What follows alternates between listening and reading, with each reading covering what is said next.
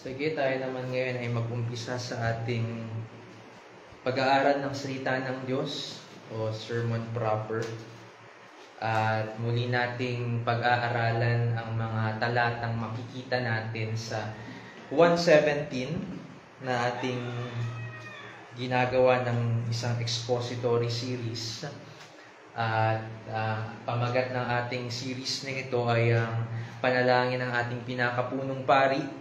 Nakilala na natin kung sino ang pinakapunong pari natin ito at siya ay si Jesucristo.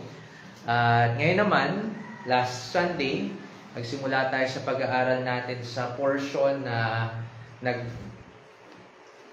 nasa verses 9 hanggang 12 at napag-aralan nga natin, nag-focus tayo last Sunday sa verses 9 and 10. Ngayon naman, mag-focus tayo sa verses 11 and 12 at pareho pa rin ang paksa natin, ang titignan natin sa araw na ito. Of course, yung panalangin ni Jesucristo, but dito sa panalangin niyang ito, masisense natin ang paging espesyal natin para sa Panginoon natin ito. So, yun nga, ang paksa natin ay masdan natin kung gaano tayo ka-espesyal sa Panginoon. And, basahin natin ang verses 9 hanggang 12. Samahan ninyo ako sa pagbabasa. Idinadalangin ko sila, hindi ang sanlibutan ang idinadalangin ko, kundi para doon sa mga ibinigay mo sa akin, sapagkat sila ay iyo. Ang lahat ng sa akin ay iyo, at ang sa iyo ay akin, at ako'y naluluwalhati sa kanila.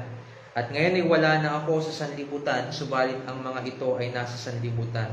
At ako'y papariyan sa iyo. Amang banal, ingatan mo sila sa iyong pangalan, sila na ibinigay mo sa akin upang sila'y maging isa, na gaya naman natin na iisa.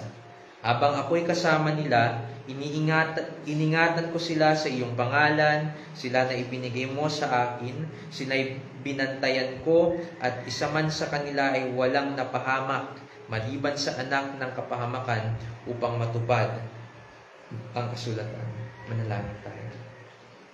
Aming dakilang Diyos, salamat sa pagkakataon na ito na inyo na naman po kaming dinadala sa inyong paanan upang matutunan ng inyong mga salita. Ako'y nais rin pong matuto. Gayong ako'y nagtuturo ngayon sa kanila, gabayan po ninyo ako ng mga sasabihin ko sa kanilang harapan, sa harapan ng mga kapatid ko sa pananampalataya, ay yung tama lamang sa kung anong sinasabi ninyo rito sa mga talatang aming pag-aaralan. Gabayan nyo rin po ang mga kapatid ko na ito, na makaunawa at tanggapin, kilalanin at paniwalaan ang mga salitang nandito sa mga tekstong pag-aaralan namin. Maraming salamat sa inyo, aming Diyos. Makapag-focus naman kami. Isang tabi na muna namin ang ibang mga kaisipan. I-focus namin ang aming mga mata, ang aming puso, ang aming isipan, ang aming buong buhay sa pag-aaral namin ito ng mga salita. At tunay na mapagbulay-bulayan namin ang mga ito. Ito po, aming samot dalangin sa pangalan ni Jesus. Amen. Okay? Yun?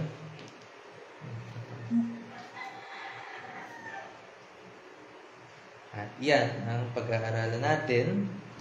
Salamat sa Panginoon. Umuusad tayo. Medyo mahaba pa ito kasi medyo siguro mga 3 months pa ito. Okay? Ang ating identity bilang mga Kristiyano sa harapan ng Diyos ay tinataglay natin dahil kay Jesus na ating tagapagligtas. Kung tayo man ay Kristiyano, ang identity po natin ay hindi na niyong una na hindi pa tayo mga Kristiyano. Okay? Iba na po ang identity natin. Hindi na po iyong natural na identity natin noong una nang hindi pa tayo mga mananampalataya. At sabi ko nga, this identity that we have as Christians is from Jesus na ating tagapagligtas. It is through Him kung bakit tinataglay natin ito ngayon. Okay? Kaya, it's not just salvation, ang masasabi nating hindi na paghihirapan, but even these things, even this identity. Hindi natin sinikap na pagtrabahuhan na maging ganito tayo, maging Kristiyano tayo. God makes Christians. Hindi po tayo na mga tao lamang ang gumagawa o lumilikha sa atin ng pagiging mga Kristiyano natin. Siya ang pasimula nito sa ating identity ito. Yes, sa pagsunod natin, pinapakita natin that we are Christians, ngunit siya rin ang nag-enable na mapakita natin ang pagka-Kristyanong iyon. So, it is all of Christ and none of us. Siya ang rason kung bakit tayo espesyal para sa Diyos. Dahil ang pinag-uusapan nga natin dito ay ang pagka-espesyal natin sa Panginoon. So, ang identity ito, and even na itong idea that we are special for God is also because of Jesus Christ. Okay? Kaya tayo mga kinalulugdan ng Panginoon, ng Ama ngayon, dahil kay Jesus na kanyang anak. While we're all, without exception, made in God's image and likeness, o iyong tinatawag sa Latin phrase na Imago Dei, and this sets us as more valuable to God than other creations. Tayo, without all exception, lahat tayo nilikha ng Diyos sa kanyang imahe, sa kanyang wangis. Yun ang sinasabi sa Biblia. At tayo ay more valuable than other creatures. We're more valuable than animals or even these beautiful things that we see here in this world. So, totoo iyon. Ngunit hindi dahil dito natatanggap ng isang tao ang fullness ng pagiging special niya sa Diyos. Okay? So, we are equally made in God's image, but we are not equally receiving the fullness and the completeness of the love of God at iyong pagiging special natin sa Diyos. Itong fullness na ito, itong pagiging special na ito, in a sense na naiiba sa mga unbelievers, ay reserved para lamang doon sa mga mananampalataya. At tayong mga mananampalataya ang talagang nakakaranas ng ganitong pag-ibig ng Diyos. Okay? And again, this is because of Jesus. At hindi dahil sa may ginawa tayong mabuting bagay na kinalugdan tayo at iyon ang naging dahilan ng Diyos para tayo maging special sa Kanya. Hindi po ganon. It's all because of Jesus Christ. Here's an illustration. May mga apps sa ating mga gadgets ngayon. Excuse me. May mga apps sa ating mga gadgets ngayon na kinakailangan ng subscription para ma-experience at ma-enjoy fully ang access ng iba't ibang features nito. Ngunit kailangan pa itong ulit-ulitin, minsan monthly mong kailangang magbayad at ito'y costly. Diba? May mga ganyang application, tulad ng Spotify. Hindi natin fully hindi tayo maka-skip ng unlimited skips kung hindi tayo naka-premium. May mga ganyan. Kailangan nating mag-subscribe para maging all-out yung features na natatanggap natin from that application. Ngunit ang ating relationship sa Diyos, kung tayong mga Kristiyano, ay hindi lamang lifetime, kundi eternal. At nararanasan at na-enjoy natin ang mga graces niya at ang access natin sa Kanya through Jesus ay walang hadlang. That once na tayo iligtas ng Diyos sa pamamagitan ng Kanyang anak na si Jesucristo, hindi na po ito kailangang ulit-ulitin pa. Unlike these applications na inuulit-ulit natin mag-subscribe para matanggap natin o ma-experience natin ang access sa mga features nito. But sa salvation na natanggap natin mula sa Diyos, hindi po ganito. Once we're saved, that's it. At natatanggap na natin, not just lifetime, kundi for all eternity, iyong lahat ng mga graces, blessings ng Diyos na naka-reserve para doon sa mga mananampalataya. Kaya wala itong hadlang. Ganon ang kagandahan sa salvation na ino-offer ng Panginoong Jesucristo. Kahit wala na tayong ibang hahanapin pa, kung tayo iligtas na ng Panginoon, hindi na tayo dapat maghanap pa ng ikaliligtas natin sa pamamagitan ng ating mga sarili o ng iba pang mga kaparaanan. We're saved through Christ. Wala nang additions pa doon. Na-enjoy natin ang mga bagay na ito, na natatanggap natin mula sa Diyos, na kung tayo ligtas dahil sa once for all costly sacrifice ni Jesus upang ating makamit ang mga pagpapalang ito bilang kanyang mga tinubos. Nabanggit ko doon sa mga applications na iyon, kailangan ulit-ulitin, costly, mahal, minsan 100 plus ang binabayad natin. But this sacrifice of Jesus Christ, it is costly. It is really costly. But it is once for all. Isang beses niya lamang ginawa at ano na iyon para sa atin. Sapat na iyon para sa ikaliligtas ng bawat isa sa ating mga sasampalataya sa Kanya. So, for mere creations, ang Diyos ay may pagmamalasakit at pagmamahal sa kanila because we are more valuable than many sparrows. Yun ang sinabi ni Jesus sa Mateo 10:31. Tinutukoy niya roon ng lahat ng mga tao, lahat ng mga nilikha. Hindi lamang po mga Kristiyano ang tinutukoy niya roon na more valuable than sparrows. Kundi lahat ng mga tao, kahit na hindi mananampalataya. Ngunit ang mga Kristiyano ay completely at fully na tinatamasa ang pag-ibig at pagmamalasakit ng Diyos in a greater and grander way.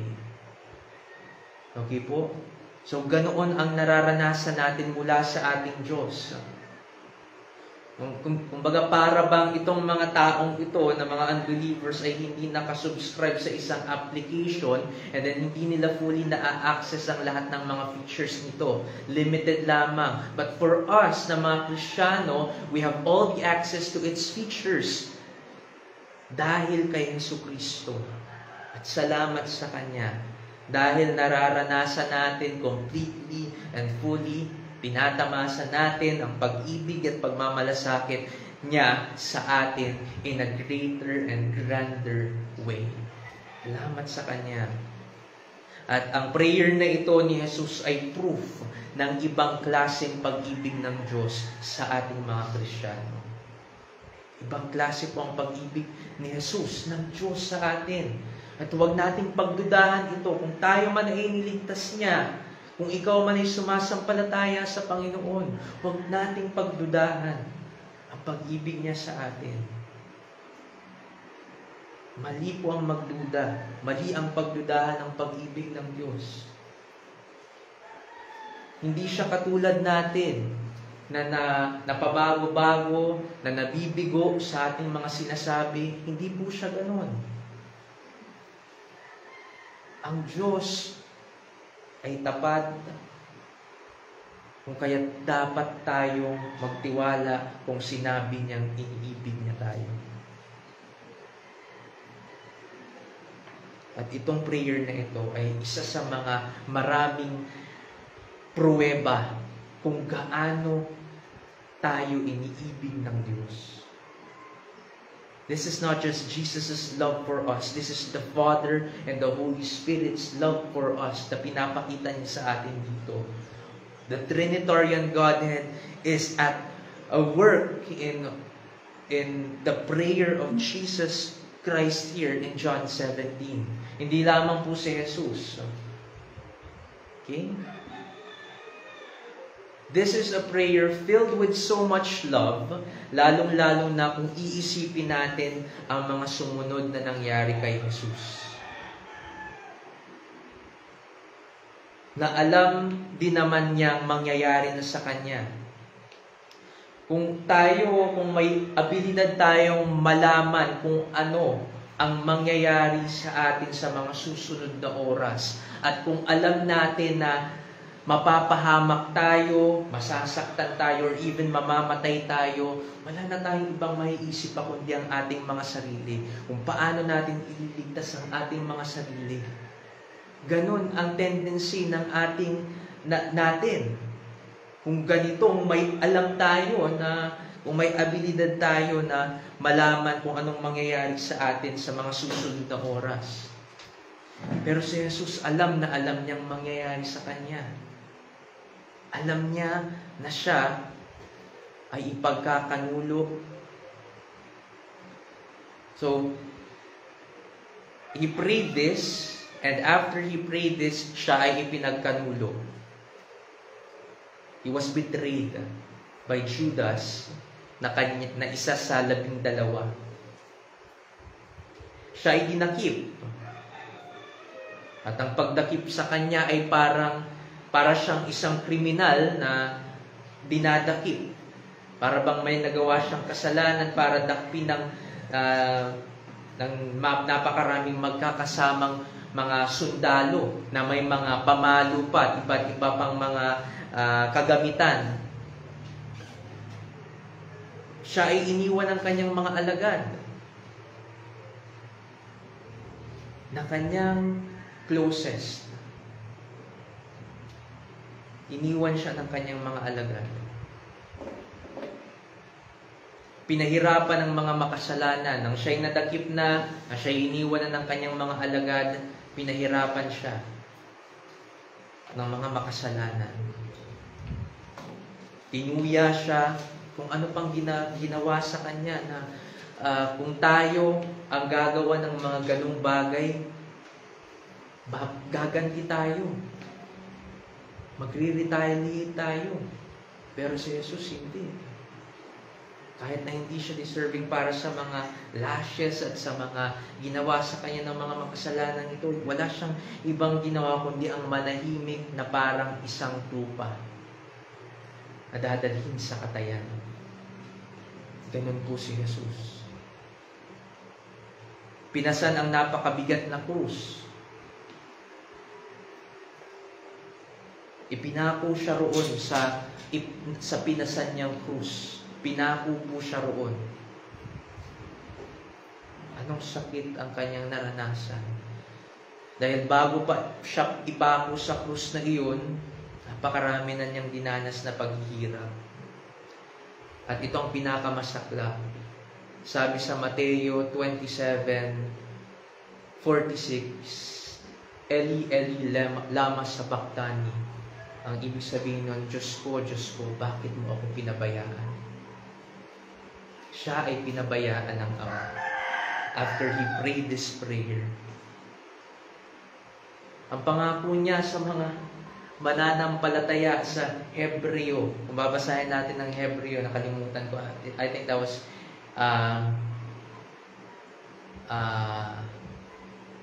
Hebreo 13 ata yun.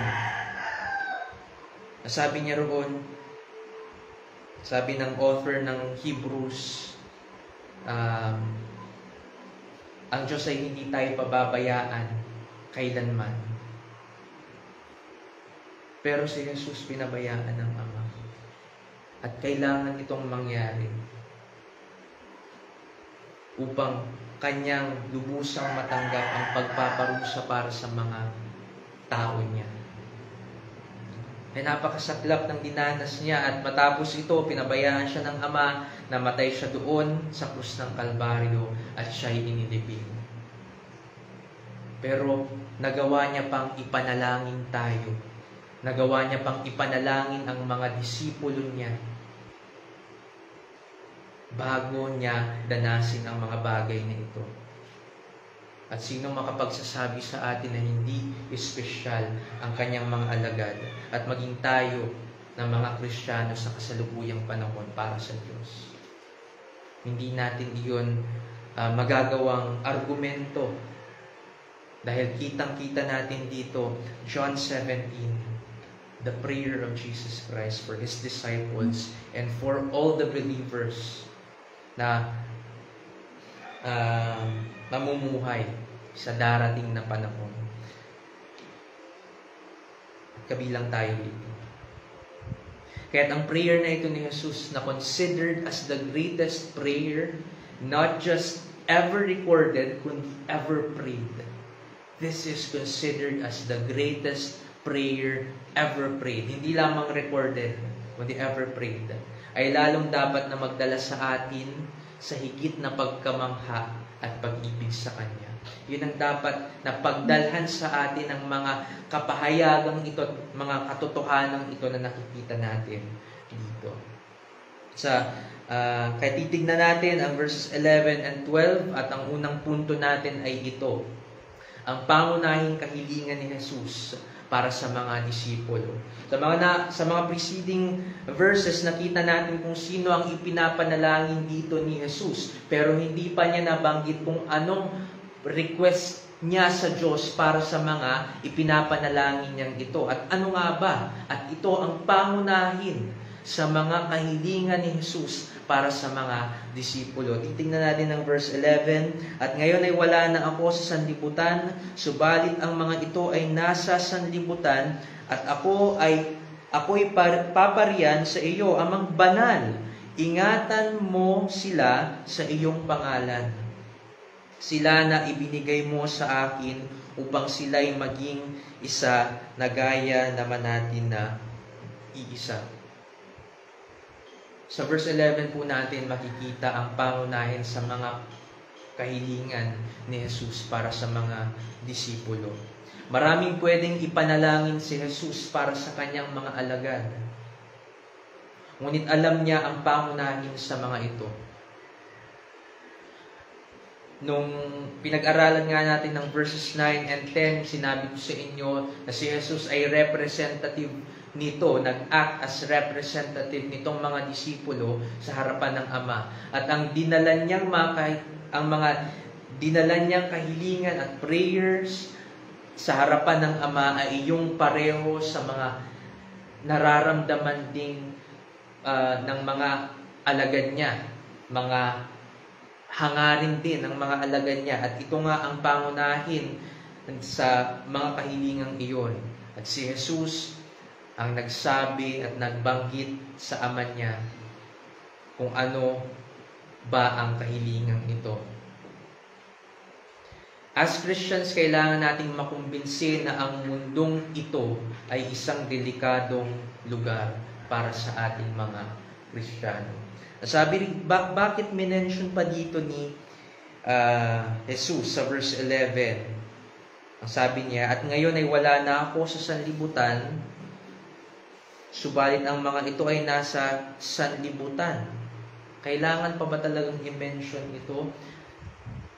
Kailangan.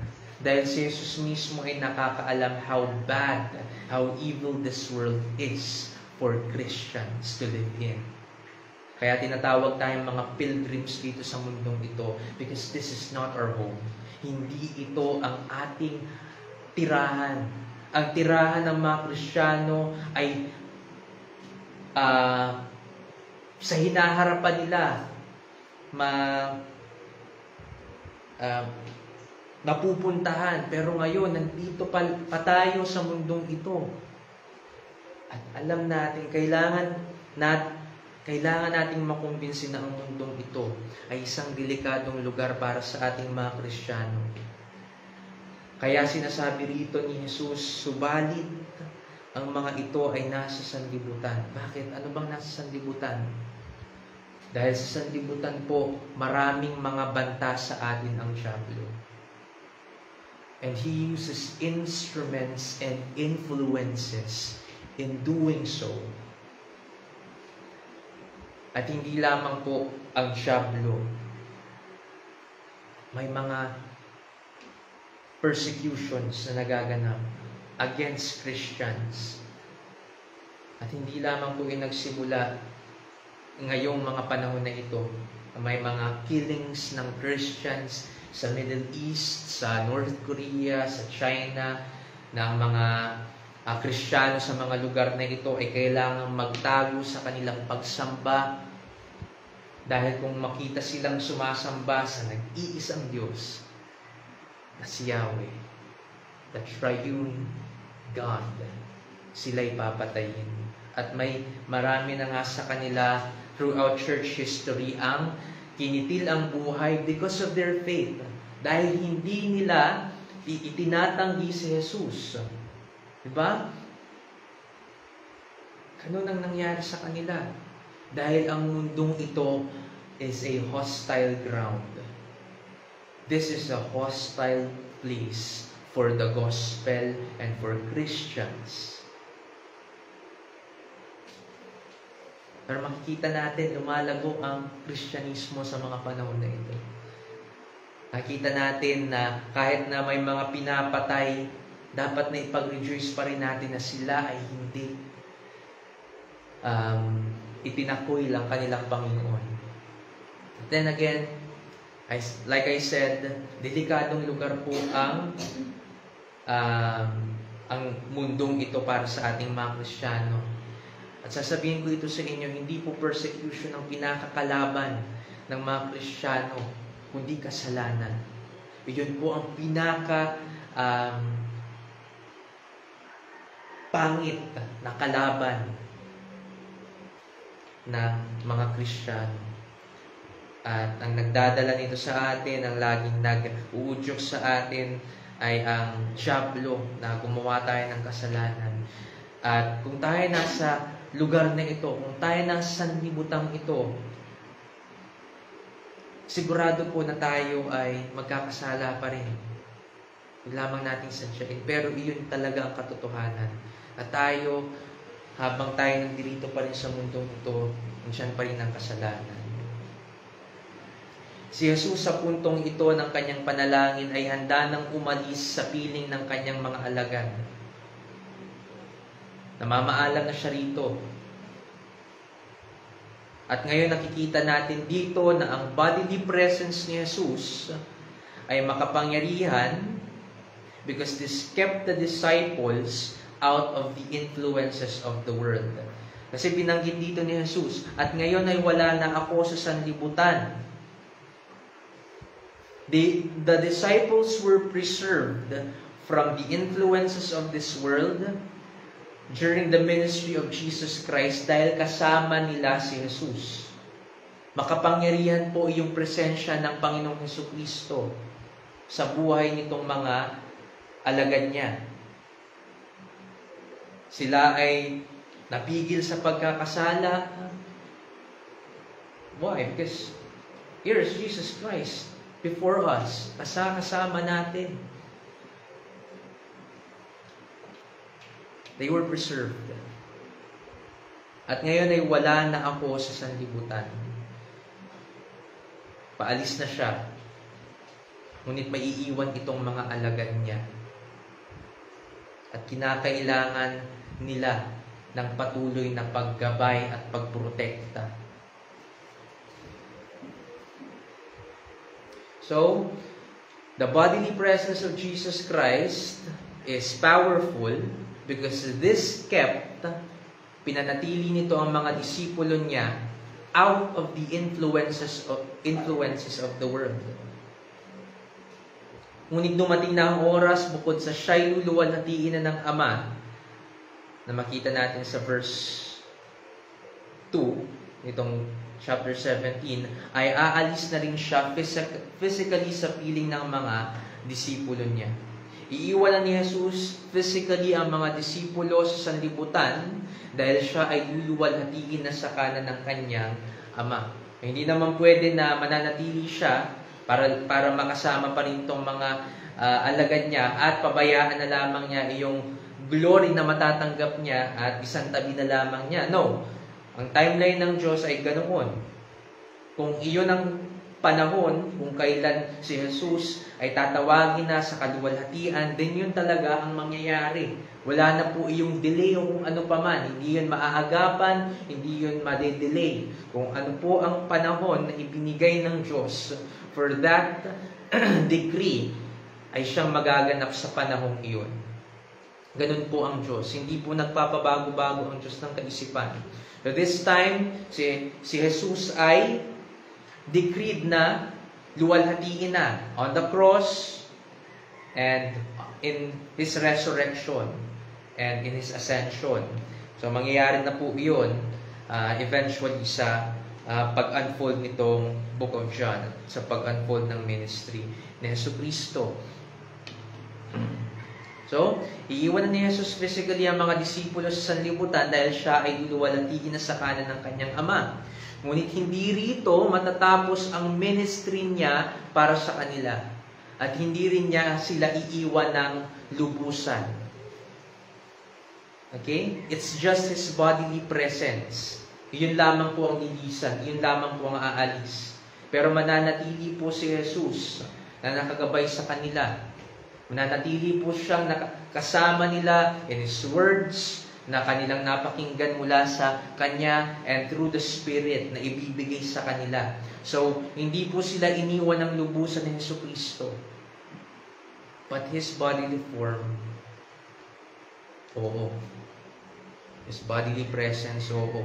At ito ang una niyang hiling. Dahil regarding this event na mangyayari na siya ay akyat na sa langit at uupo sa kanan ng trono ng Diyos, ito na ang kanyang unang kahilingan para sa mga iiwan niyang alagad. Ingatan mo sila sa iyong pangalan. Yun po ang kauna-unahang hiling niya rito para sa kanyang mga disipulo sa prayer niyang ito. Sa mga preceding verses nakita natin, hindi siya humiling para sa mga alagad. Ang mga binanggit niya patungkol sa mga alagad ay ang kanilang identity, kung sino sila. Sa pasimula naman ng prayer niyang ito, ang unang niyang hiniling ay kahilingan niya para sa kanyang sarili, na siya'y luwalhatiin. At sabi ko nga, kung hindi luluwalhatiin si Jesucristo ay walang mangyayaring kaligtasan at wala rin kung anumang kaluwalhati ang magaganap sa mga alagad niyang ito. Okay? But Jesus Christ resurrected and was glorified, kung kaya't ang mga bagay rin pong ito na natanggap at natamasa ng mga disipulo at natin ay napasa atin because of Jesus Christ. Okay? So, yun. At ngayon, ito nga, ang una niyang kahilingan, ingatan mo sila sa iyong pangalan. Pansinin natin na sa mga salitang ito ni Jesus, ipinapahiwatig niyang hindi kaya ng kanyang mga alagad. Hindi po kaya ng kanyang mga alagad. Kaya sinasabi niya ito at hinihiling niya sa kanyang Ama na ingatan sila dahil hindi nila kayang ingatan ng kanilang mga sarili. Diba? Dito si Jesus, nakalimutan ko yung term. I forgot the term. Yan. Dito sa panalangin niya, dapat na mapansin nga natin iyon na hindi kaya ng mga alagad niya, and we're just similar with this people, sapagkat tayo man ay kanyang mga alagad, hindi rin po natin kaya. Kung kaya't the work must be done. At hindi po iyon ating mga gawain, kundi gawain ng Diyos. And what is that work? Ang ingatan tayo. Narinig rin natin sa Scripture na mag-ingat tayo sa ating mga ginagawa, kung anong ginagawa natin. Dapat na maging discerning tayo whatever we're doing. Totoo po iyan. Pero it's still God who's at work. Sa pag-iingat natin iyon, siya talaga ang nag-iingat sa atin. At ingatan mo sila sa iyong pangalan. They were kept by Jesus during His ministry, and they have to be kept still by God after Jesus leaves. Diba? Wala silang maaasahan sa kanilang mga sarili. Ganun po ang Kristyanismo. It is Christ-centered. It is God-centered. Hindi po tungkol sa atin. Hindi po sa kakayanan natin o ano pa man. So they were kept by Jesus during His ministry, And they have to be kept still by God after Jesus leaves. Hindi po ito iniaasa, yun pala yung term. So, ang ginagawa rito ni Jesus, iniaasa niya sa kanyang Ama ang pag-iingat para sa mga alagad niyang ito. Hindi niya po ito iniasa, hindi niya po ito iniatang na responsibilidad ni ito sa kanyang mga alagad. Hindi niya sila pinabayaan o siya. Since buhay niyo naman iyan, kayong mag-ingat sa inyong mga sarili. Hindi po ganoon ang ginawa ni Jesus. Ang responsibility na ito ay nakaatang po sa Diyos Ama ang pag-iingat na ito. Diba? That's how blessed we are. Na ang Diyos mismo ang nag-iingat sa atin. Hindi po tayo. At dito, He asked on behalf of His disciples to the Father.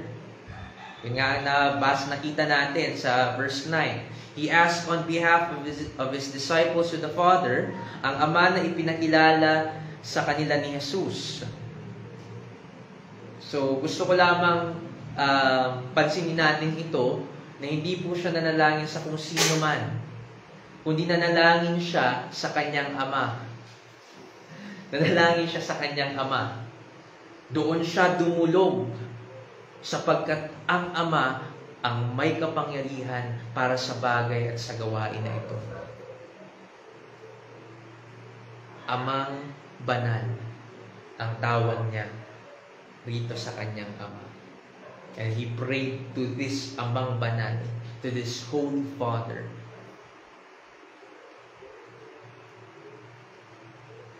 Ang salitang ingatan sa Greek ay tereo, na ang ibig sabihin ay to watch over, guard, or preserve. Or keep. Hindi po yun itago. Pwede rin namang maging ganon, pero ang talagang pinupunto rito ng word na ito ay pag-iingat, preservation. Yun po ang pinapahiwatig sa atin ng salitang ito. Ito ay nasa topmost ng prayer ni Jesus dahil sa bigat ng suliranin nakakaharapin ng mga disipulo sa pananatili nila sa mundo. They have to be kept because just as Jesus knows what will happen to Him after He prayed this prayer, alam din po niya kung anong mangyayari sa mga alagad niyang ito sa kanilang mga ministeryo balang araw.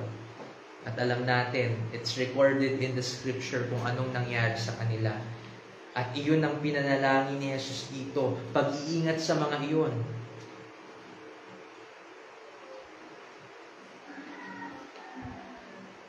Alam niya kung gaano kabigat ang maging suliranin nila, kung gaano kabigat ang pagiging apostol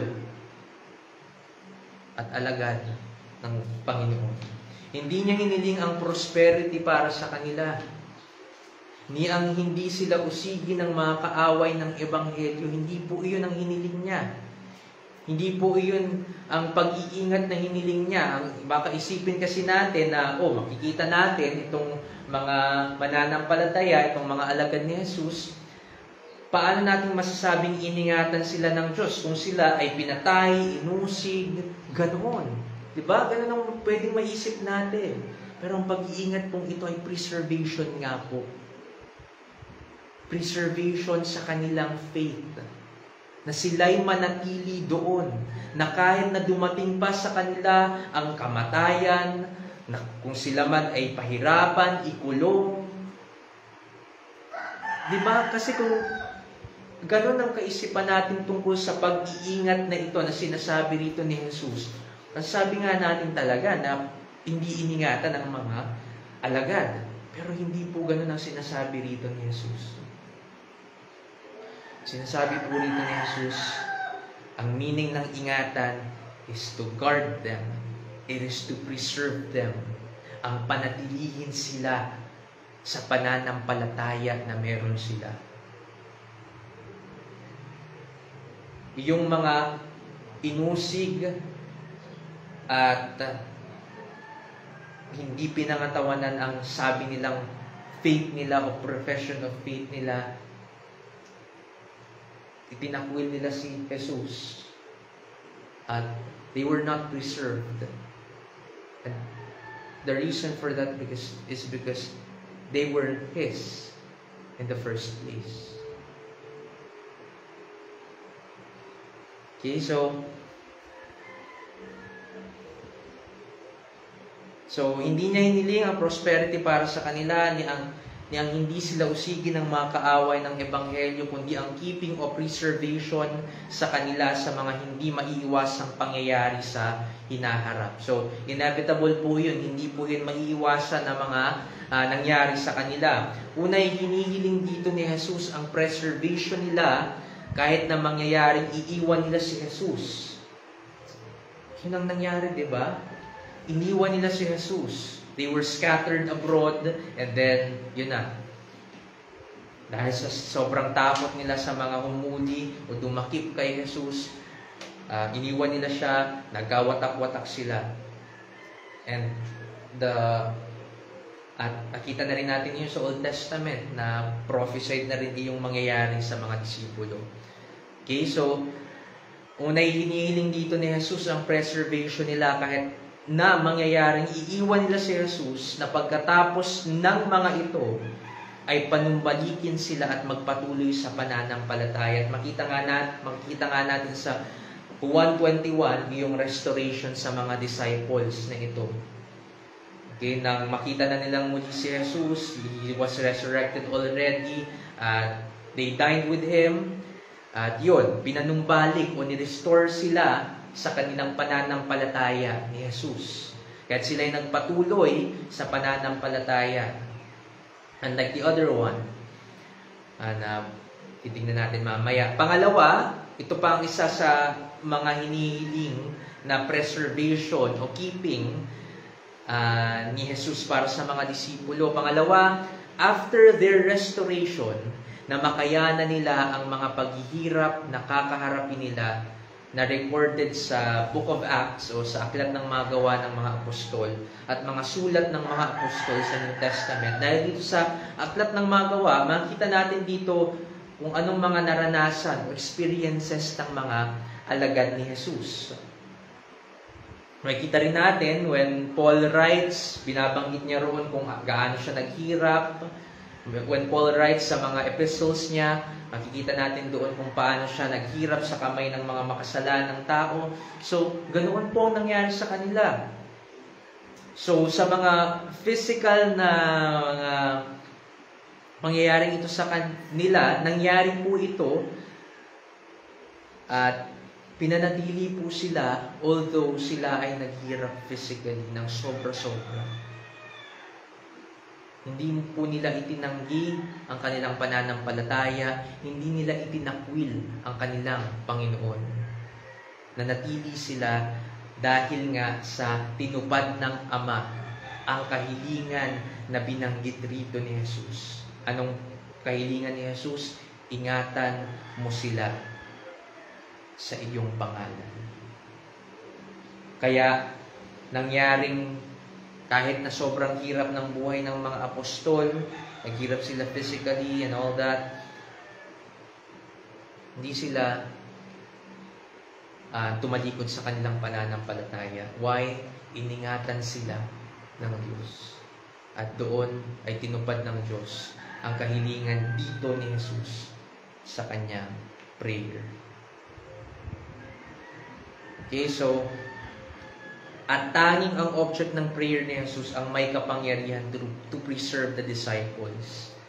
Siya lamang po ang may kapangyarihan na i-preserve ang mga disipulo o mga alagad ni Jesus. Hinihiling niyang sila ay ingatan ng Ama sa pangalan o sa kapakanan niya. Sapagkat ang sabi dito ni Jesus, ingatan mo sila sa iyong pangalan. So, ganun ang hiling niya.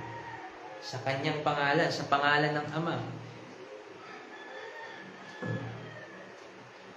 O sa kapakanan ng Ama. This is His people. At hindi niya hayaang ang pangalan niya ay mabahiran man lang ng kahit nakakaunting fault. because of unfaithfulness, dahil lamang sa hindi niya sila iningatan. Okay? So, kaya sinasabi dito ni Jesus na ingatan sila ng Ama sa pangalan ng Ama, dahil kung hindi, ay at stake ang kanyang character dito. Kung hindi niya sila iingatan. Okay?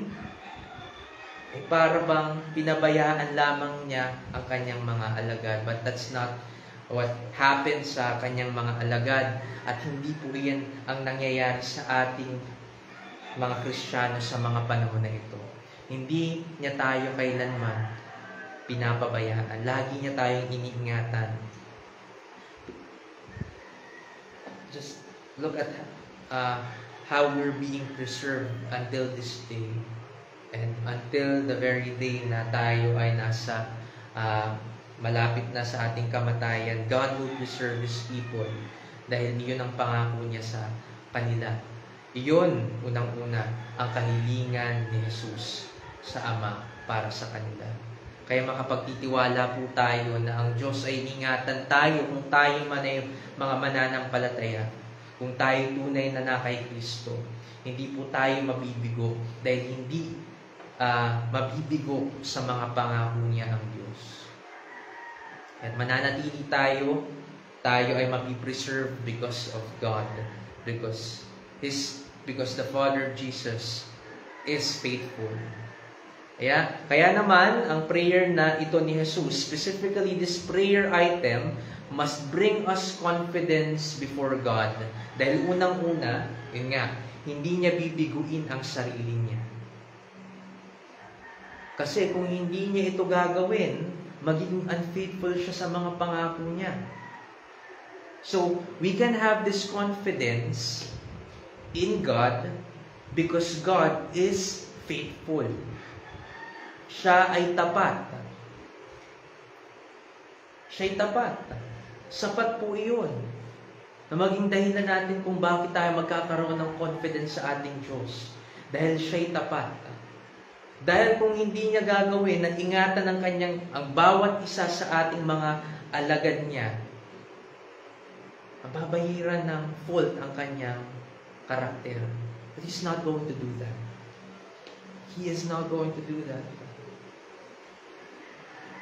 Wala pong ganong karakter ang Diyos na hindi siya tapat sa kanyang mga ipinapangako. Kaya, unang-una, dapat nating malaman na hindi po bibiguin ng Diyos ang kanyang sarili. Okay? Hindi niya bibiguin ang kanyang sarili. God is the most God-centered person in this world. Kaya, ang concern niya ay ang glory niya. Ang concern niya ay ang mapakita niya, maproklama, madeklara niya sa mundong ito ang kadakilaan niya at katapatan niya. So, hindi niya bibiguin ang sarili niya. So, we can trust Him when He says, iingatan niya tayo, iingatan niya talaga tayo. Kasi kung hindi, sa Diyos din ang balik nun. Pero hindi po ganun ang ating Diyos. He fulfills what He promised.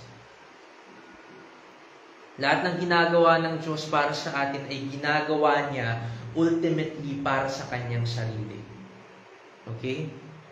Ang pag-iingat na ito, ang kaligtasan na tamo natin, ang pagpapabanal niya sa atin, lahat pong ito'y ginagawa niya ultimately for Himself, for His glory, so that we may glorify Him sa pagkakaalam natin ng mga bagay na ito. So, yun. Hindi niya bibiguin ang kanyang sarili. Lahat ng ginagawa ng Diyos para sa atin ay ginagawa niya ultimately para sa kanyang sarili. So, dito sa kahilingang ito na sinabi ni Jesus, ingatan mo sila sa iyong pangalan, Jesus here is not putting His Father on a pedestal. This is not requiring God something that he is not able to do. He is able to do this. That is why Jesus is asking him to do it. Okay, so dito sa prayer niyang ito, hindi niya nire-require ang Ama. Gawin mo ito, Ama. No, Jesus asked this because he is confident that he is able to do this for his people. Kahit iyon ay ang pangalawang dahilan kung bakit tayo magkaroon dapat ng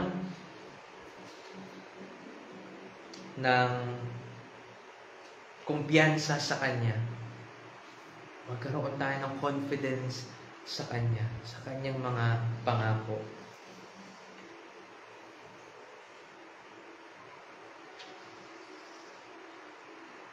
So, yun, dapat na matutunan natin iyon. At sa pangalawang punto natin, verse 11, ito naman, ang kahihinatnan ng pag-iingat na ito ng Diyos sa mga disipulo. Ang kahihinatnan. Saan ba mauuwi ang pag-iingat na ito ng Diyos sa ating mga alagad niya? Ang pag-iingat na hinihiling dito ni Jesus para sa kanyang mga alagad ay naglalayong magdala sa kanila sa pagkakaisa. Sapagkat ang sinasabi rito ni Jesus, at ngayon ay wala na ako sa sanlibutan, subalit ang mga ito ay nasa sanlibutan. At ako'y papariyan sa iyo, Amang Banal, ingatan mo sila sa iyong pangalan, yan ang hiling niya, sila na ibinigay mo sa akin, yun ang mga taong pinagpipray niya rito, tayo, mga mananampalataya, upang sila'y maging isa. Sila'y maging isa, na gaya naman natin na iisa. Ang pag-iingat na ito ay magdadala, o ang kahihinat na ng pag-iingat na ito ay ang pagkakaisa ng mga mananampalataya. Ang Ama, ang ginawang halimbawa rito ni Jesus ay ang Ama, Anak at Espiritu Santo. Sa pagkakaisang ito. Ang Ama, Anak at Espiritu Santo ay nagkakaisa sa lahat ng kanilang mga kapasyahan. Walang pagtatalo-talo sa kanilang kaisipan, kundi pagkakasundo sa lahat ng mga ginagawa nila sa kasaysayan, kasalukuyan at sa hinaharap. At huwag po nating isipin na may pagkakaiba-iba itong ang pag-iisip ng Trinity, Ama, Anak, Espiritu Santo. Makaisipin natin na iba ang kalooban ng Ama, iba rin ang kalooban ng Anak, at iba rin ang kalooban ng Espiritu Santo. In everything, they are one. Nagkakaisa po sila. At this is the most powerful object na ginamit ni Jesus dito upang kung paano niyang hinalintulad ang dapat ng pagkakaisang magkaroon ang mga mananampalataya. Ang Trinity ang ginawa niyang halimbawa dito. Ang Trinity, hindi lamang pala halimbawa, pinagbasehan niya rito ng pagkakaisang dapat na magkaroon sila. Ang Trinity. Ang Diyos mismo. Sa pagkakaisa ng Ama, Anak, Espiritu Santo, ang dapat na maging basehan ng bawat isa sa ating mga mananampalataya kung bakit tayo magkakaisa rin. Kasi sinabi ko nga kanina, may pagkakasundo sila. Ang kanilang kaisipan, lahat ng kanilang mga kalooban, nagkakaisa.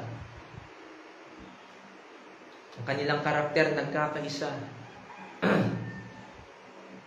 Sa pagkakaisa ng Trinitarian Godhead, inihalintulad ni Jesus ang hinihiling niyang pagkakaisa na magkaroon ang kanyang mga alagad. Dahil lang sa sila ay nasa sanlibutan, ay dito na sila makikipag-isa. Hindi po ganun. Diba? Sapagkat binanggit nga dito, subalit ang mga ito ay nasa sanlibutan, nangangahulugan ba na tayong mga Kristiyano, since we are here in this world, tayo ay okay lang na makipag-isa sa sanlibutan at sa mga unbelievers? Hindi po ganun. Hindi po ganun ang hinihiling dito ni Jesucristo para sa kanyang mga alagad. Hindi ang pakikipag-isa sa sanlibutan, kundi ang pakikipag-isa sa isa't isa, sa mga mananampalataya. Hindi angkop ang ang pakikipag-isa ng isang Kristiyano sa sanlibutan. Hindi po angkop ang ganitong union para sa mga Kristiyano. Pag tayo nakikipag-isa, ang ibig lamang sabihin nito, magkakaroon tayo ng pagkakatulad sa kanilang mga kaisipan, kalooban, prinsipyo, lahat pong iyan. So kung tayo makikipag-isa sa mundong ito, makikipag-isa tayo at magiging katulad nila tayo o magiging katulad tayo nila sa kanilang kaisipan, lahat ng kanilang mga paniniwala. Kaya ang sinasabi rito ni Jesus, ang magkaisa ang bawat Kristiyano. Dahil sabi ko nga, ang pagkakaisang ito ay pagkakaisa sa kalooban, pananampalataya, karakter, mga bagay tungkol sa Diyos. Sa halip, yun nga, ang pagkakaisang hinihiling ni Jesus ay sa pagitan ng bawat isa sa kanila. Itong mga disipulong ito, ang mga nauna pa sa ating mga Kristiyano, tayo ngayon nakasalukuyang mga mananampalataya at iyong mga mamumuhay balang araw, ang hiling para sa atin ni Jesus ay ang magkaisa tayo. Magkaisa tayo.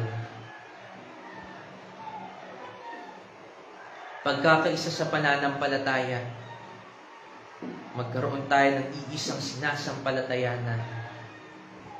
Lahat ng mga paniniwala natin ay kinukuha natin dito lamang sa Biblia. Magkaisa tayo doon. Magkaisa tayo sa Espiritu. The Spirit that we have and the Spirit that God gave us, yun ang banal na Espiritu. Magkaroon tayo ng same Spirit who is holy. Magkaisa tayo sa pagmamahalan. Mga mananampalataya hindi maaaring magkaroon ng kawalan ng pag-ibig sa kanilang mga kapwa mananampalataya. Sa lahat ng mga bagay pertaining to the Christian faith, ay dapat silang magkaisa. And here's why. Dahil sa sila ay pare-pareho. Pare-parehong iniligtas ng Diyos. Kaya mga tao sa mundong ito, magkakaiba man sila ng prinsipyo, nagkakaisa pa rin sila dahil sila ay mga unbelievers. Hindi naman sila, they don't sin together, but they have the same identity. Magkakapare-pareho sila. At tayo din naman, magkakapare-pareho tayo. Bakit tayo pa ang magkakahiwa-hiwalay? Hindi maaaring ganun. Hindi pagkakahiwa-hiwalay ang sinasabi dito sa atin, kundi pagkakaisa. In matters of faith. In matters of everything pertaining to God. Okay? Ang preservation ng Diyos sa kanila ay magdadala sa kanila sa katayuan ng pagkakaisa.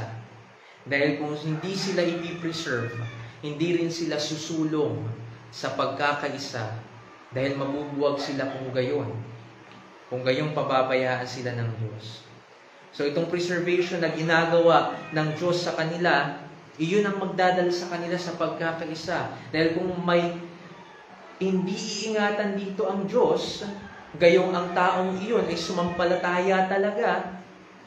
Again, ang Diyos ay hindi naging tapat sa kanyang mga pangako, pero walang ganong bahagi sa karakter ng Diyos. Lahat ng ito iingatan niya, at kapag sila'y iningatan ng Diyos, sila'y magkakaroon ng pagkakaisa.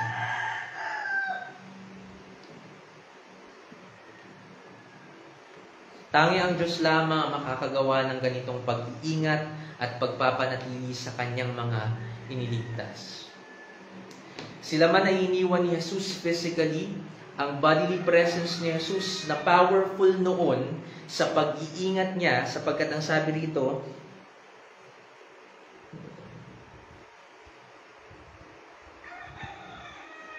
ayun.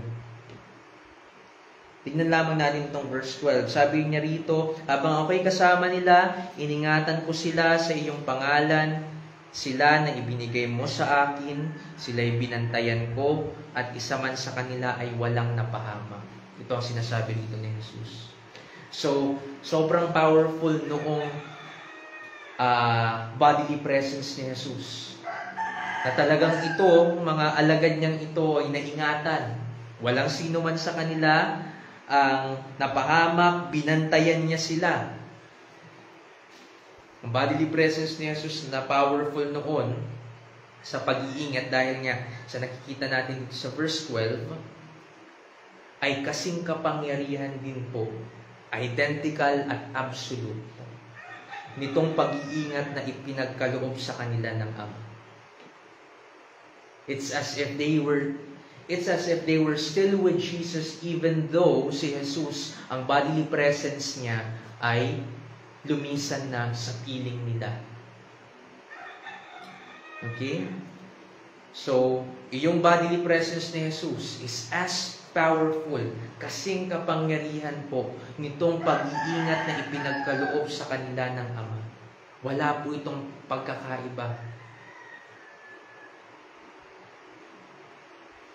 Kaya hindi natin masasabi, itong pag-iingat ni Jesus greater sa pag-iingat ng Ama nang si Jesus ay umalis na sa piling nila. Hindi po ganon. This has the same exact power.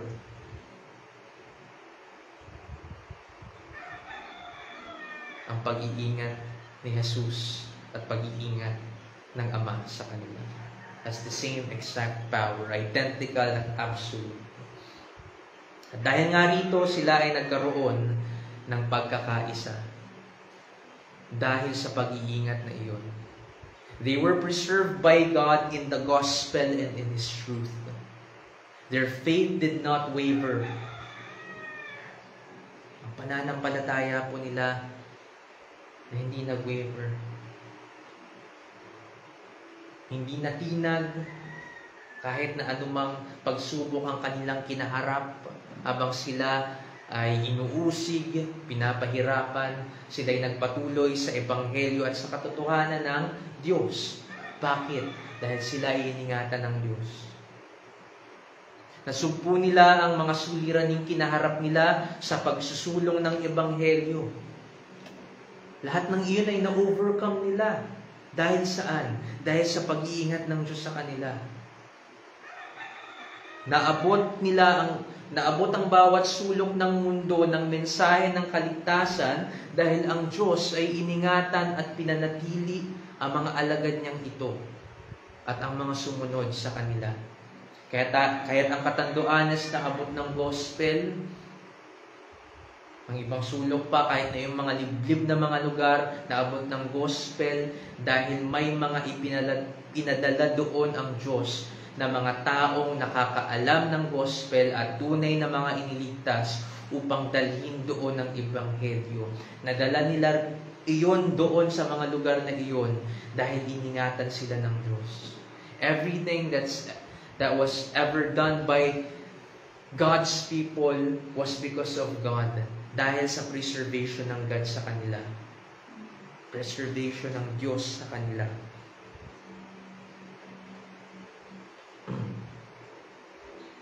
They shared the same message and took part in the same mission. Ganun. Dahil sila'y iningatan ng Diyos. The world, even the devil, has no power against these preserved people of the Lord. Yan ang tatandaan natin. Mahina tayo. Alam natin iyan. Kung tayo lamang, kung sa atin lamang, talo naman talaga tayo ng dyablo. But, here comes God. At wala nang anumang magagawa sa atin ng dyablo kung tayo ay nagtitiwala sa pag-iingat ng Diyos sa atin. Okay? The world, this world, na sinasabi rito ni Jesus sa verse 11, na kung saan mananatili o nanatili itong mga alagad niya noon, na napakasamang mundo, walang kapangyarihan against these preserved people of the Lord. And if you are a person of God, if you are a man or woman of God, ikaw ay iniingatan. Hindi ibig sabihin, ang pag-iingat na ito, hindi po ito ang pag-iingat na hindi ka na masasaktan o kung ano pa man, hindi ka na mamimigati. Hindi po ganun yun. Ang pag-iingat na ito ay regarding sa pananampalataya nila. The reason why you remain in faith is because of God. Iyon po ang tinutukoy rito ni Jesus, na ingatan ng Ama sa mga tao niya. Kaya ang mga Kristiyanong 50 years na, 60 years na sa kanilang pananampalataya, and they're still Christians right now, kaya sila Kristiyano pa rin hanggang ngayon, kaya hindi sila nagkukumit ng apostasy o kung ano paman, kaya hindi sila nanlalamig o kung nanlalamig man, sila'y pinanunumbalik ng Diyos dahil sa sila ay tunay na mga mananampalataya at sila ay pinangakuan ng pag-iingat ng Ama. Yun po ang dahilan. Kahit wala tayong ipagmamalaki, nananatili tayo dahil ang Diyos ang nagpapanatili sa atin. Kaya the world, even the devil, has no power against these preserved people of the Lord. Walang kapangyarihan laban sa atin ang mundong ito at ang dyablo kung tayo ay matibay na umaasa sa muog ng ating pananampalataya. Okay?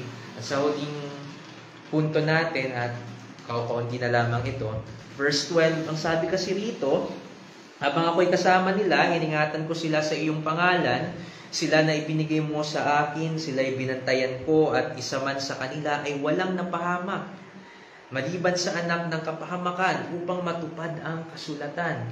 Ang panghuli nating punto, si Jesus bilang ang masugid na tagapag-ingat.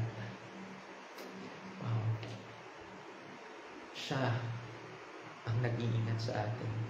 Nang si Jesus ay nasa lupa pa, nakita nga natin dito sa kanyang mga salita, na ginampanan niya ang pagiging isang tagapag-ingat ng kanyang mga disipulo.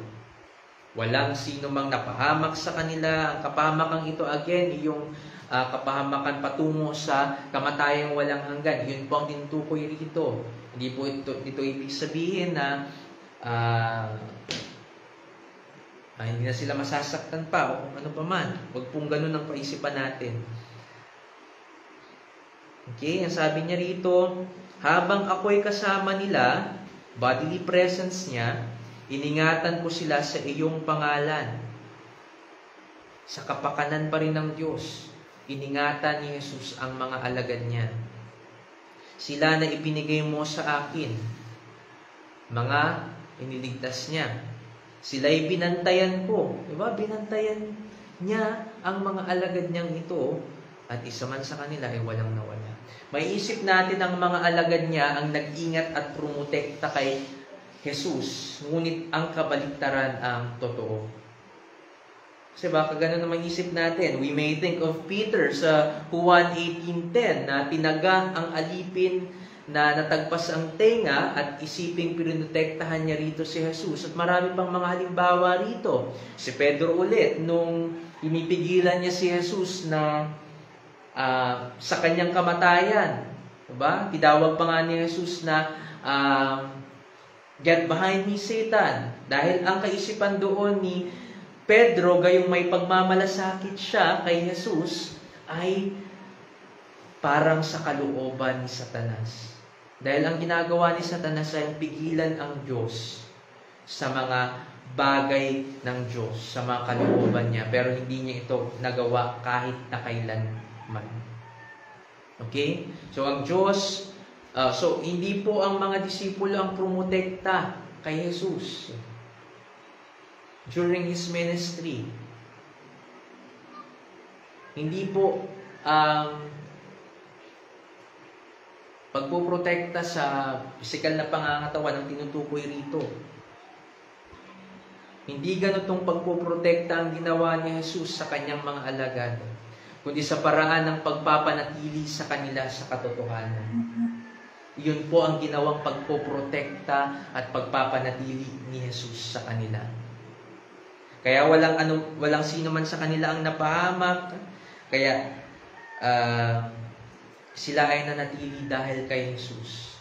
Because His bodily presence is powerful to preserve them in that faith that they had.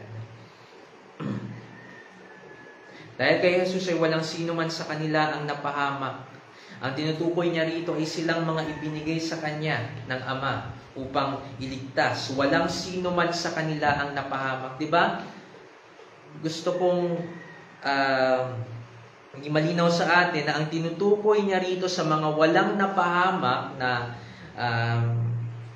na grupo ng mga taong ito ay yung mga ibinigay sa Kanya ng Diyos para iligtas.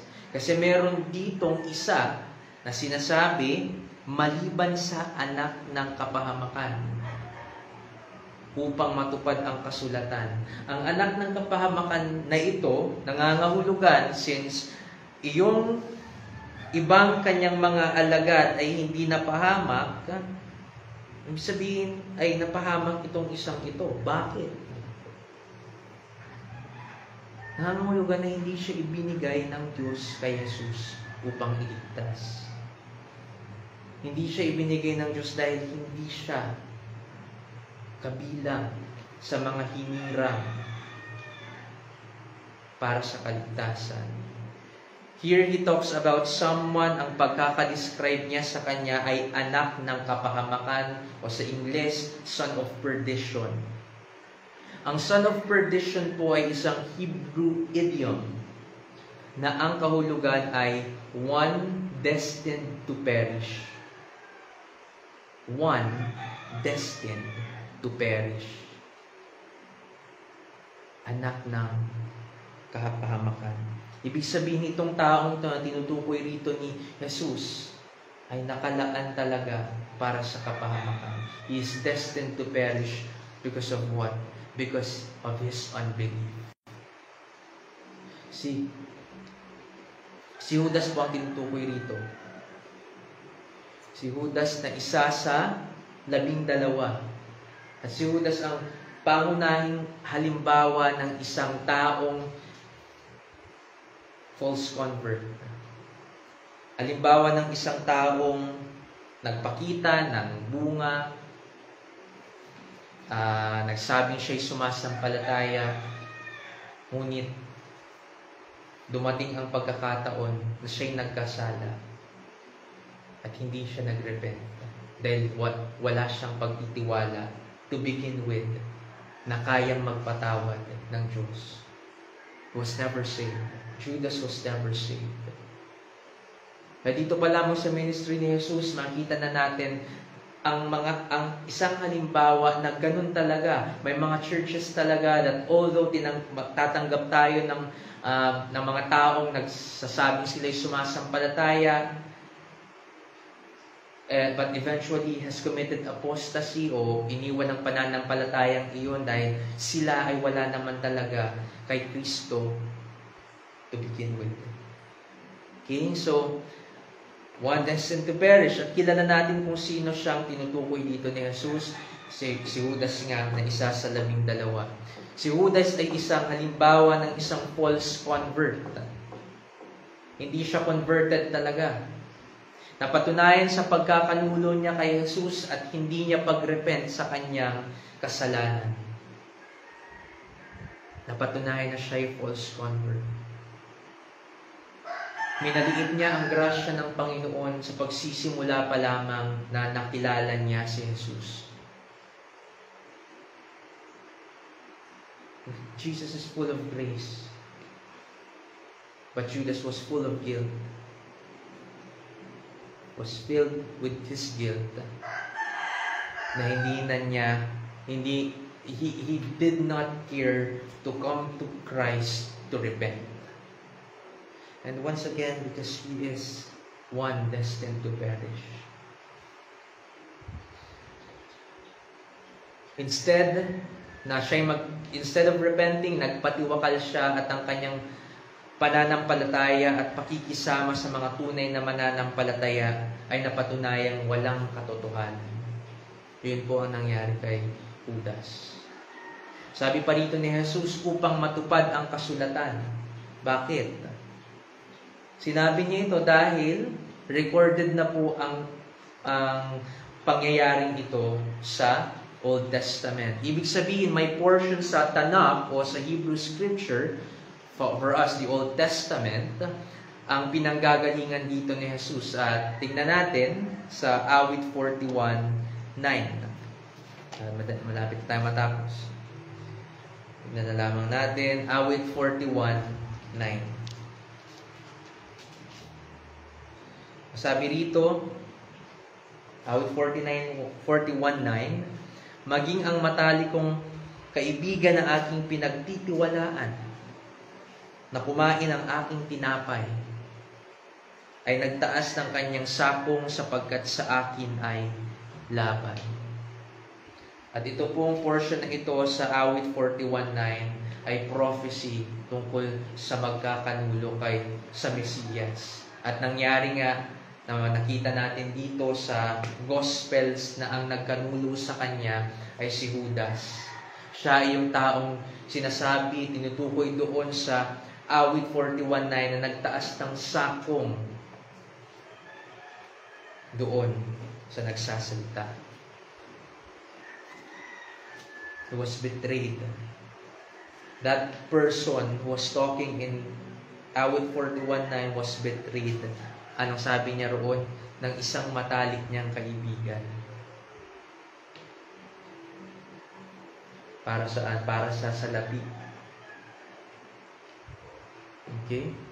So, yun po ang fulfillment ng prophecy tungkol dito sa son of perdition na ito, sa isa sa mga ginawa niyang kasalanan against Jesus Christ. But unlike Judas, the 11 were preserved because they were truly believers. At salamat sa Panginoon dahil kung tayo ay tinawag man ng Diyos sa pamamagitan ng mensahe ng Ebanghelyo at tayo sumampalataya at tunay 100% tayong nagtitiwala na si Jesus lamang ang makapagliligtas sa atin at nagrepent tayo sa ating mga pagkakasala, and even though nagkakasala pa rin tayo ngayon, continuous ang faith natin and continuous ang repentance natin, papatunayan sa ating mga buhay that we are truly believers and we are truly being preserved by God. Siya ang dahilan kung bakit nananatili tayo sa pananampalataya. He is the reason for all these things. At salamat sa Kanya. Salamat sa Kanya dahil ginagawa niya ito at gagawin niyang patuloy dahil tunay tayong mga mananampalataya. At yun nga, kailangan natin maingatan sa mundong ito at ang pag-iingat ay magmumula sa Ama ng ating Panginoong Jesucristo. And ang pag-iingat na ito, it's as if katulad tayo ng mga disipulo sa mga panahon ito. Katulad tayo ng mga disipulo noon that they were beside Jesus Christ, naranasan nila ang bodily presence ni Jesucristo. Ang sabi ko nga kanina, the same power ng bodily presence ni Jesus, ng preserve niya ang kanyang mga alagad, is itong kapangyarihan din na nararanasan natin mula sa Ama. Preservation, nagmumula sa Kanya. Kapangyarihan to preserve us, nagmumula sa Kanya. At para sa ating application, dalawa lamang. Number 1, we may not be with Jesus now physically, but rest assured that God guards and keeps us, and He will do so all throughout our Christian life. Yan ang tatandaan natin, mga kapatid.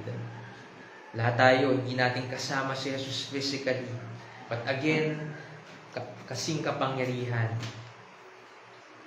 the exact power na meron ang bodily presence ni Jesus to preserve His disciples ay yung natatanggap nating pag-iingat na mula sa Diyos Ama. Okay? Because of this, rejoice and be glad in this truth. Yun po. Ngayon alam natin na ginugwardyan tayo, that we are being guarded, we are being kept by God, and He will do so throughout our Christian life. Rejoice. Rejoice now. Rejoice daily. And be glad daily in this truth. Okay po? At ang pangalawa, one day, we will all be in heaven with our God face to face. Rest continually in Christ and continue living. Okay. One day we will all be in heaven with our God face to face, but now, ngayong nandito pa tayo sa mundong ito, iniwan tayo dito ni Jesus, katulad ng kanyang mga alagad, pero iniingatan sa pamamagitan ng Ama. Now, rest continually in Christ and continue living by faith in Him. And here's a warning. Do not ever think of turning away from Him. Do not ever think of turning away from Him. Never. Even after you've sinned. At sa palagay mo, grabe na itong kasalanan ko. Again, hindi po kayo tinotolerate, hindi po sinasabing okay lang, since nagpapatawad ang Diyos, balik at balik lang kayo sa Kanya. Yes, bumalik at bumalik tayo. Pero matutunan natin, sana, na sa repentance natin, we act upon that repentance na talagang iniiwan natin at tinatalikuran natin ang kasalanang iyon. Dahil doon ay nalulugod ang Diyos. Sa pagtalikod na iyon ay nalulugod ang Diyos. Okay? At kung tayo ay Kanya, pakita natin na tayo ay sa Kanya talaga. Okay? At maganap tayo sa Kanya lagi. After nating manalangin, let's sing the doxology. Again, let's pray. Aming dakilang Diyos, kay buti po ninyo sa amin na kayo ang nagpapanatili sa amin. Kayo ang nag-iingat sa amin, just like the disciples, the apostles in the New Testament na naranasan ng bodily presence po ninyo, Panginoong Jesucristo, nang kayo ay niluwalhati sa kanan ng trono ng Diyos Ama, hindi po ninyo sila iniwan ng lubusan, kundi ang inyong presensya, spiritual presence, ang pagsama po ninyo ay nasa kanila pa rin, natanggap pa rin po nila because of God the Father. Salamat o Diyos, because the same preservation, the same preserving power na kanilang natanggap mula sa inyo noon, ay parehong-pareho sa natatanggap namin ngayon bilang mga mananampalataya, at pinasasalamatan namin kayo dahil sa bagay na ito. Tulungan niyo rin po kami na sa tuwing kami nagkakasala, huwag namin isipin ang lumayo sa inyo ng lubusan o pangmatagalan. Kami nawa ay laging bumalik sa inyo dahil ang laging inyong pagtawag sa inyong grasya ay ang paglapit namin sa inyo upang kami ay mapatawad mula sa aming mga pagkakasala. At tulungan ninyo kami lagi, Panginoon. Again, na magkaroon kami ng puso that is contrite and broken over our sins. At huwag kami magpalamon sa guilt namin whenever we sin. Because even this guilt is being used by the devil upang kami mapalayo sa inyo. But it shouldn't be so. Dahil kayo ang nag-take away ng guilt na ito mula sa amin because of Christ. Salamat o Diyos, preserve us, preserve me, preserve my brothers and sisters, preserve those who are yours. Dahil yun ang pangako ninyo sa amin at may pagtitiwala kami sa inyo, aming Diyos. Ito po ang aming samot dalangin sa pangalan ni Jesus. Amen. Amen. Tayo ngayon ay tumayo. Gawin natin ang doxology. Actually, hindi na ito ina-announce.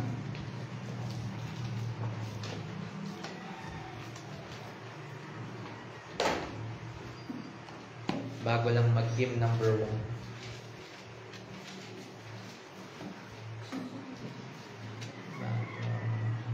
Sige, awitin natin.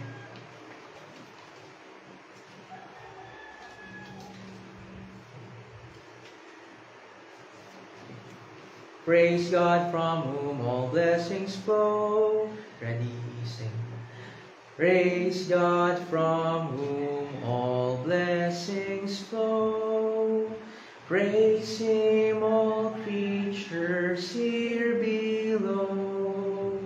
Praise Him above, ye heavenly hosts. Praise Father, Son, and Holy Ghost. Amen. Okay, tama sa Panginoon. Say hi.